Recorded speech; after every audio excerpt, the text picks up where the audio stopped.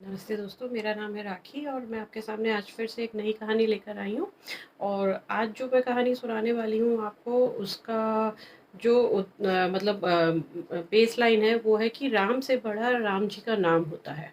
इसके भी आपने बहुत सारे वर्जन्स और बहुत अलग अलग कहानियाँ दी हुई हैं तो आपने सुनी होंगी। जिसमें से एक जो सबसे ज़्यादा आपने सुनी होगी वो हमने रामायण में देखी भी है। और वो कहानी कुछ ऐसे थी कि जब श्री राम जी को और उनकी सेना को लंका जाना था तो उनको समुद्र पे एक सेतु बनाना पड़ा था। और उस सेतु को बनाने के लिए उनकी पूरी जो वानर सेना थी वो हर पत्थर पे राम का नाम लिख रही थी और समुद्र में डाल रही थी, जिससे वो पत्थर जो है वो डूबता नहीं था। और जब राम जी ने ये चीज़ देखी तो उन्हें लगा कि ये लोग पत्थर पे मेरा नाम लिख रहे हैं और फिर डाल रहे हैं, इससे बेहतर है कि मैं खुद ही पत्थर डाल देता हूँ ताकि वो पत्थर डूबेगा नहीं। तो उन्होंने जब ये सोच के और पत्थर को डाला समुद्र में तो वो पत्थर डूब गया।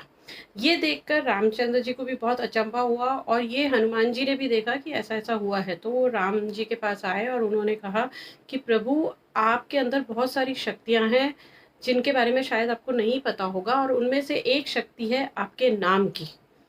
जो आपके नाम की शक्ति है वो शायद आपसे भी ज़्यादा बढ़कर है, इसीलिए जो पत्थर पे आपका नाम लिखा हुआ है वो पत्थर नहीं डूबेगा, मगर अगर आप अपने हाथ से पत्थर डालते हैं तो वो डूब जाता है, क्योंकि आपसे ज़्यादा शक्ति आपके नाम में है।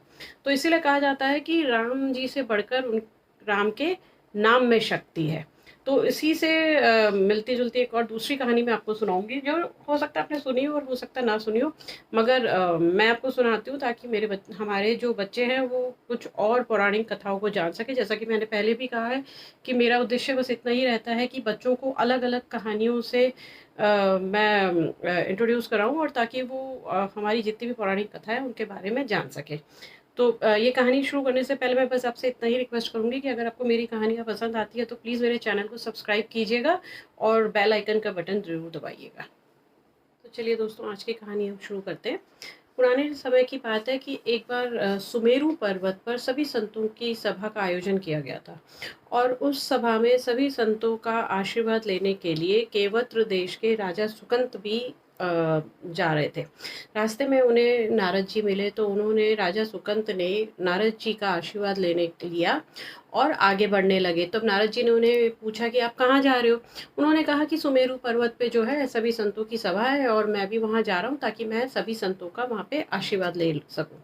अब नारद जी ने उन्हें कहा कि ठीक है, सही है, तो बहुत अच्छी बात है कि भई आप सभी संतों का आशीर्वाद लेना चाहते हो तो आप जाइए, बहुत अच्छी बात है, आप जाइए। और वो जैसे ही आगे बढ़ने लगे उन्होंने पूछा कि वहाँ पे तो सभी संत आएँगे और वहाँ पे ऋषि विश्वामित्र जी भी आएँगे? तो उन्होंने कहा कि हाँ, वो तो आएँगे। तो उन्होंने कहा कि तो तुम एक काम करना, सभी संतों का आशीर्वाद लेना, लेकिन ऋषि विश्वामित्र जी का आशीर्वाद मत लेना। अब इसमें राजा सुकंत ने कहा कि ऐसा क्यों? जब मैं सबका लूँगा तो ऋषि विश्वामित्र जी का क्यों नहीं? अब नारद जी ने उनसे कहा, क्योंकि नारद जी का हमेशा हमने सुनते आए हैं कि वो सभी को कुछ ना कुछ, अगर उन्हें कोई लेसन देना है या कहीं कोई चीज़ अपनी सिद्ध करनी होती है तो वो एक दूसरे के मतलब एक कहानी के एक दूसरे कैरेक्टर्स को यूज़ करके और अपनी बात को प्रूव करते हैं। तो उन्होंने कहा कि नहीं देखो, ऐसा है कि जो ऋषि विश्वामित्र जी हैं, वो पहले राजा थे तुम्हारे जैसे और अब ऋषि बने हैं, तो उनका आशीर्वाद लेने की तुम्हें कोई ज़रूरत नहीं है। तो सुकंत को भी लगा कि हाँ, ये बात तो सही है कि वो पहले राजा ही थे, कोई शुरू से तो संत थे नहीं। तो ठीक है, मैं उनका आशीर्वाद नहीं लूँगा। और ये मन में सोचते हुए वो वहाँ पे उस सभा में पहुँच गए, और जब सभा शुरू हुई तो उन्होंने वैसा ही किया कि उन्होंने बाकी सारे संतों का तो आशीर्वाद लिया, लेकिन जैसा कि नारद जी ने उनसे कहा था, उन्होंने ऋषि विश्वामित्र जी का आशीर्वाद नहीं लिया। अब जब सभा समाप्त हुई तो ये चीज़ ऋषि विश्वामित्र जी को बिल्कुल भी पसंद नहीं आई। और उन्होंने जाके श्री राम से कहा कि मेरा इस सभा में बहुत अपमान हुआ है, और अगर ये केवल मेरा अपमान होता तो शायद मैं इसको मान भी लेता, मगर ये सिर्फ मेरा अपमान नहीं है, ये सभी संत समुदाय का अपमान है कि किसी राजा ने आकर मुझे बाकी सबका आशीर्वाद लिया बट मेरा आशीर्वाद नहीं लिया। इस पे रामचंद्र जी ने कहा कि हाँ, मैं बिल्कुल इस बात से आपके मतलब मैं भी मानता हूँ इस बात को कि अगर किसी ने ऐसा आपके साथ किया है तो वो बिल्कुल गलत बात है। आप मेरे को बताइए कि ऐसा किसने किया है? उन्होंने बोला कि अगर मैं तुम्हें बता भी दूँ तो तुम क्या कर लोगे? तो रामचंद्र जी ने कहा कि नहीं ऋषि, मैं आपको अपना वचन देता हूँ कि अगर ऐसा किसी ने भी किया है, तो मैं आज शाम से पहले-पहले उसका वध कर दूँगा। अब रामचंद्र जी ने जब ये वचन दे दिया तो ऋषि विश्वामित्र जी ने उन्हें बताया कि राजा सुकंत है जिन्होंने ऐसा किया है। तो राम जी ने कहा कि ठीक है, आपका अपमान मेरे अपमान के बराबर है और मैं अपना वचन पूरा निभाऊंगा, जरूर निभाऊंगा। जब ये राजा सुकंद को ये बात पता चली कि रामचंद्र जी ने ऐसा कोई वचन लिया है, तो वो उन्हें बहुत ही मतलब डर लगने लगा या बहुत भयभीत हो गए और वो भागकर श्री नारद मुनि जी के पास पहुंचे। नारद जी ने उनसे कहा कि देखो ऐसा है भाई, अब इसके अंदर तो तुम्हें जो बचा सकता है वो माता अंजनी ही बचा सकती हैं और कोई नहीं बचा सकता। तो तुम ऐसा करो, माता अंजनी के पास जाओ और उनसे अपना जो भी तुम्हारा दुख दर्द है वो उन्हें बताओ और उनसे अपने प्राणों की रक्षा के लिए वचन ले लो। तो उन्होंने कहा कि ठीक है। अब राजा सुकन जो थे वो माता अंजनी के पास पहुंचे और घर के बाहर जाके और काफ़ी मतलब दिल से रोने लगे। उनके रोने की आवाज़ सुन के माता अंजनी बाहर आई और उनसे पूछा क्या हुआ। तो उन्होंने कहा कि माता, मैं आपसे आज अपने प्राणों की रक्षा की भीख मांगने आया हूँ। तो उन्होंने बोला कि नहीं ठीक है, वो तो पर आप मेरे को बताओ तो सही कि हुआ क्या है।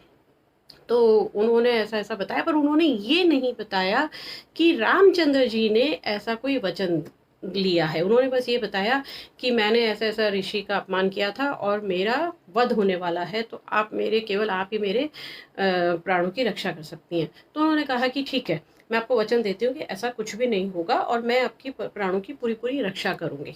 अब दिन भर वो वहाँ पे माता अंजनी के पास अब शाम ढले जैसे ही हनुमान जी माता अंजनी के पास पहुँचे, तो माता अंजनी जी ने उन्हें पूरा वृतांत सुनाया और कहा कि तुम्हें मतलब राजा सुकंद को बुलाने से पहले उन्होंने पवन सुत से कहा कि तुम्हें अब सौगंध लेनी होगी कि तुम जो है इनके प्राणों की रक्षा करोगे। तो हनुमान जी ने कहा कि ठीक है, मैं सौगंध लेता हूँ और मैं अपने इष्ट देव श्री रामचंद्र जी की कसम खाता हूँ कि मैं इनके प्राणों की रक्षा करूंगा। तब माता अंजनी ने राजा सुकंत को बुलाया और कहा कि अब तुम अपनी पूरी जो है व्यथा वो सुनाओ इनको और बताओ कि कौन तुम्हारा वध करने वाला है या किसने वचन लिया है कि वो तुम्हारा वध करेगा। तब राजा सुकंत ने कहा कि श्री रामचंद्र जी मेरा वध करने वाले हैं। इस पर माता अंजनी ने कहा कि लेकिन तुमने कहा था कि ऋषि विश्वामित्र हैं जो तुम्हारा वध करने वाले हैं। तो राजा सुकंद ने कहा कि नहीं, ऋषि विश्वामित्र जी मेरा वध करना चाहते हैं, मगर मेरा वध करेंगे श्री राम। अब हनुमान जी भी इसके अंदर बड़े ही असमंजस में पड़ गए, बट अब क्योंकि उन्होंने वचन दे दिया था तो वचन दे दिया। तो उन्होंने कहा कि ठीक है। वो राजा सुकंत को उनके राज्य में छोड़कर और भगवान श्री राम के दरबार में पहुंचे और उन्होंने वहां जाके प्रभु राम से पूछा कि आप कहाँ जा रहे हैं। तब प्रभु राम ने हनुमान जी से भी उन्होंने पूरी कहानी बताई उनको और कहा कि ऐसा ऐसा हुआ है और मैंने वचन लिया है कि मैं राजा सुकंत का वध करूंगा क्योंकि उन्होंने विश्वामित्र जी का अपमान किया था।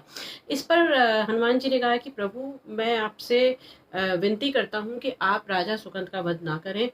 पर राजा ने कहा, रामचंद्र जी ने कहा कि नहीं, मैंने तो वचन लिया है। तो बोला, मैंने भी वचन लिया है और मैंने अपने इष्ट देव जो कि आप हैं, मैंने अपने इष्ट देव की कसम खाई है कि मैं राजा सुकंद के प्राणों की रक्षा करूंगा। तो राम जी ने कहा कि ठीक है, तुमने अपना वचन लिया है तो तुम अपना वचन निभाओ और मैंने क्योंकि वचन दिया है तो मैं अपना वचन निभाऊं। ये कहकर रामचंद्र जी वहां से निकल गए और हनुमान जी भी वहां से निकल गए और हनुमान जी राजा सुकंद को लेकर पर्वत पर पहुंचे और वहां पर उन्होंने राम नाम की माला जपनी शुरू कर दी।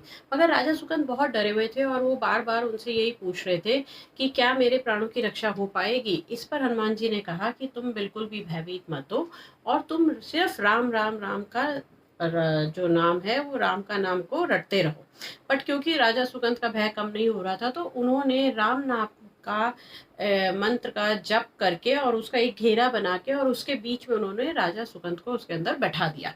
अब जब रामचंद्र जी वहां पहुंचे और उन्होंने राजा सुगंध को देखा तो उन्होंने राजा सुकंद पर बाणों की वर्षा करनी शुरू कर दी। पर जैसे ही राम बाण चलाते और उस बाण का, क्योंकि राजा सुकंद राम नाम के मंत्र के घेरे के अंदर बैठे हुए थे, तो उस बाण का राजा सुकंद पर कुछ असर नहीं हो रहा था और राम जी बार बार बाण चलाते और वो उनका विफल हो जाता।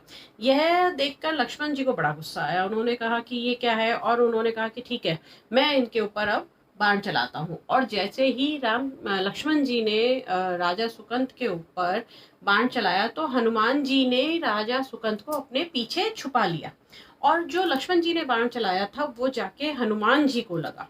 लेकिन जैसे ही लक्ष्मण जी का बाण हनुमान जी को लगा, उधर रामचंद्र जी मूर्छित हो गए। अब लक्ष्मण जी बड़े अचंभित हो गए कि ये क्या हुआ, और वो बहुत ही उन्हें दुख भी हो रहा था, और वो मतलब उन्हें लगा कि ये क्या हुआ, मैंने तो बाण हनुमान जी पर चलाया था, मगर मेरे मेरे बड़े भाई या मेरे भ्राता रामचंद्र जी क्यों मूर्छित हो गए। अब राम जी यूं मूर्छित हो गए थे क्योंकि प्रभु राम श्री हनुमान के हृदय में बसे हुए हैं, और लक्ष्मण जी ने जो बाण चलाया था वो हनुमान जी के छाती पर ही जाकर लगा था। और रामचंद्र जी क्योंकि मूर्छित हो गए थे, अब जैसे ही उन्हें वापस होश आया वो हनुमान जी की तरफ दौड़े, और उनकी हनुमान जी की छाती से क्योंकि बहुत लहू बह रहा था, तो उनकी छाती पे बार बार हाथ रखते और फिर सर पर हाथ उनके फेर रहे थे, उनके दुलार के रूप में, और उन बार बार उनको, और रामचंद्र जी को बहुत दुख हो रहा था कि हनुमान जी के वहां से लहू, छाती से लहू निकल रहा था। अब ये देखकर हनुमान जी ने जो राजा सुकंद को पीछे छुपाया हुआ था उनको पीछे से बाहर निकाला और अपनी गोद में बैठा लिया।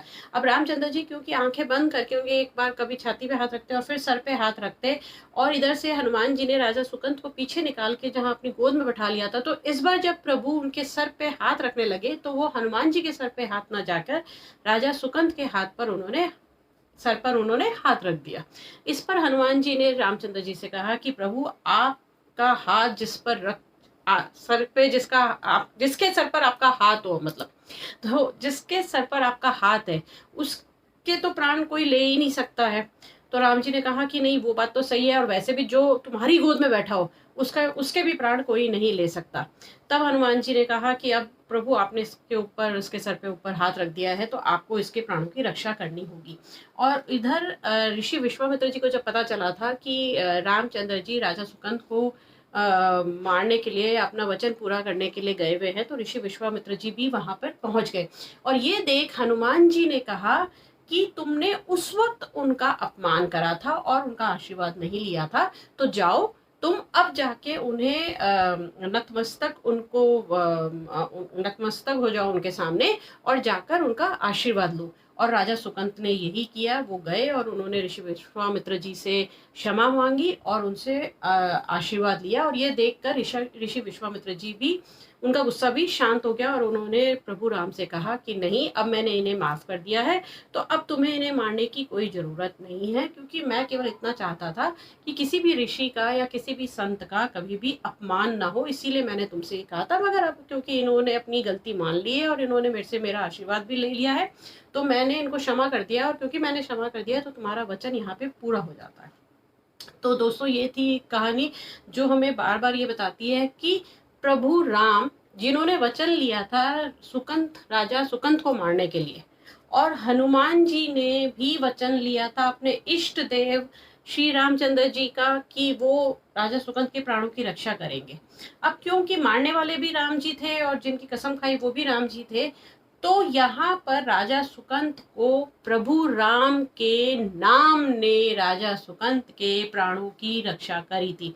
इसीलिए कहते हैं कि राम से बढ़कर राम का नाम है, और जितनी शक्ति राम नाम में है उतनी शक्ति और किसी भी मंत्र में नहीं है। तो बोलो जय सिया राम।